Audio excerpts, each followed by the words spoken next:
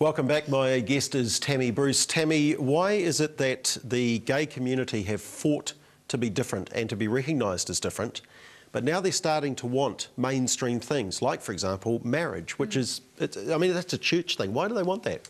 Well, you know, I do like being different, and the people that I know who are homosexual, we enjoy lives of difference. Frankly, for many, it's part of the intrigue. And I also like it. Why I can explain why I like it, I deal with my therapist with that. But the reality is, power is an interesting thing. Whoever gets in power, it has the same effect on many people. Before, the civil rights movement for gays in the 60s was about government leaving us alone. Now we have moved into positions of power.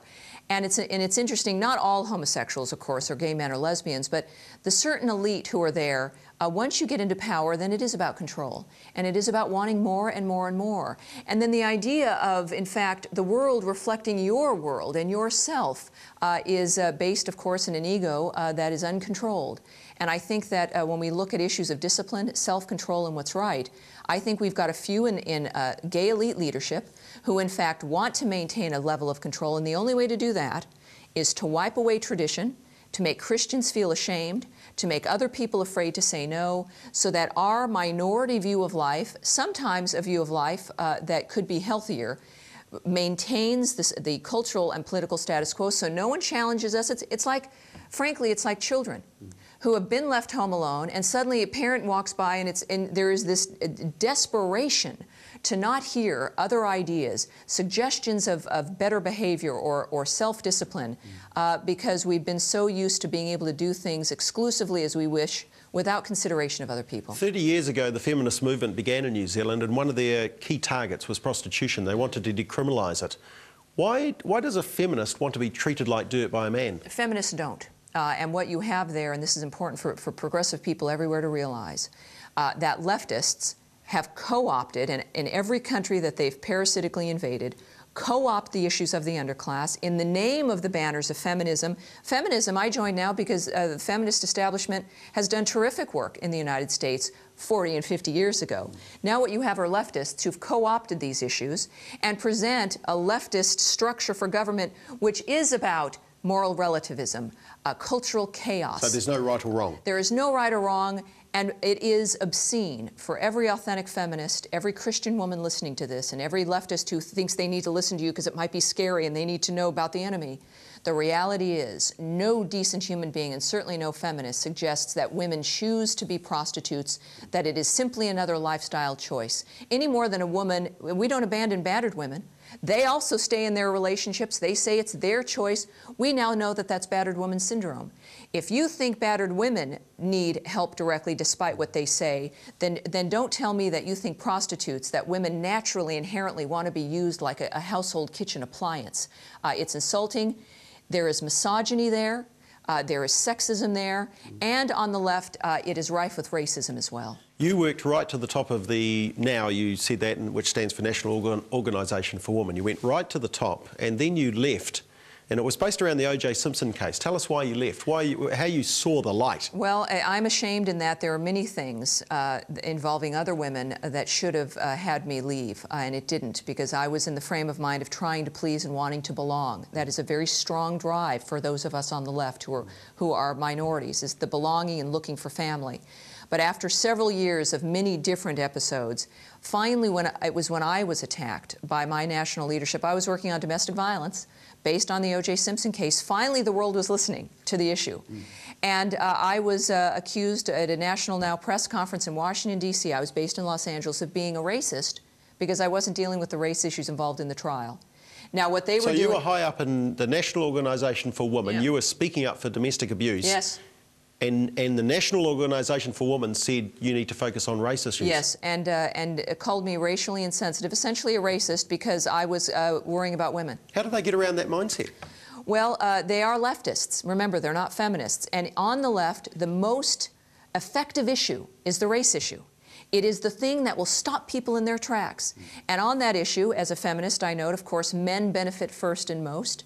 Black women do not benefit from that argument. Women of color are always dealing with issues of being able to move into society, and it's an important thing to realize. And for me, that was a window of, I can no longer contribute to a thing that is condemning more and more women every day when I say and purport that I'm supposed to be doing the opposite. So is it fair to say that really the agenda of the left is simply to shut down debate? It's a free-for-all? It has to be, because if people were individuals and thinking on their own, they would reject the left.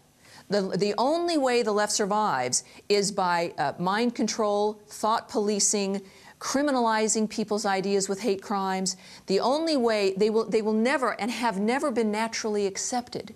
The only way to do it is through a totalitarian state that appeals, oh, we're like you, we're the feminists, and they do the opposite. Now, you are the author of an earlier book, The New Thought Police. What was the premise of that book? Well, it was at the core, the beginning of what keeps people from being able to be free individuals, and that is that if you counter the leftist status quo, which again is the prevailing cultural control, and here in New Zealand, the political control, if you dare question or dissent, you're going to be called a racist, sexist, or homophobe. Things that most New Zealanders, to say the least, reject and aren't. And what happens to your life when you've been labeled that, especially publicly, can be devastating. The reality is that is the beginning of moving to not just the shunning of people with ideas, but ultimately allowing the criminalization of incorrect thought. Okay, there's two bills coming up that I'd be interested just to hear your thoughts on. Firstly, there is a gender identity bill which has been brought forward by a transsexual MP. What's that about? Well, once again, we've talked about the marginal who are in power attempting to make the world look like them.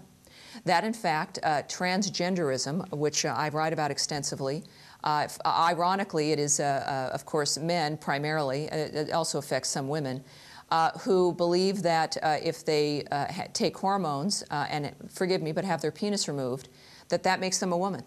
It is the most misogynistic thing that exists. You're looking at the idea that what makes a woman is life experience. It's being treated as a woman throughout one's life. So it is, of course, the men who think that that's what a woman is. That's the irony, and then it's awful. So is this the victim mentality of not dealing with the real issues, but trying to make changes and bring people on board? What we found is that the suicide rate of those who say that who are suicidal and because they've got the wrong gender, and of course I always ask, well, what's your benchmark? How do you know what a woman feels like? How do you know what it is to feel like a woman? The arrogance of that's extraordinary. The medical community has money to make, and so does the psychology community go along with it. The suicide rate among those individuals is high because there's a realization after this self-mutilation, their lives are the same. They're the same people. Same emotions. Nothing has changed, and that is the abandonment of those people. A bill to introduce that into legislative society is an attempt to master that problem, make it normal by default, by forcibly changing society to see it as normal, whereas in fact it is not. Very briefly, hate speech. What's that about? Hate speech is really, it is the ultimate in the condemnation of the individual, minorities especially. We have fought to end the idea that people who think differently should be imprisoned or punished. Now it is the left introducing it, saying that in fact, if you think wrong thoughts, and hate's not even a thought, it's a feeling, or feel wrong things, you're saying that the government not only can read your mind and know you in the most personal way, but you're going to be punished. And when you're in a preventative society, right now we piggyback those crimes in America on top of real crimes. Of course, the next step will be Tom Cruise's Minority Report. It will be arresting people for tending toward thinking the wrong way. That is not a liberal concept, and it should be rejected by every progressive person on the face of this earth. This is the brilliance of what I've found about people who, especially people of faith and conservatives. The willingness to discuss different ideas, while clearly there are things about me that you disagree with and your audience will as well. The fact that we can hear about my ideas, find some common line. This would never happen on the left, and it is the kind of world that I want to see, and I appreciate it. Tammy Bruce, thank you for your time. Thank you, dear. And that was a discussion I had with Tammy Bruce earlier in the year when she was in the country. If you'd like to find out more details, go to her website, www.tammybruce.com.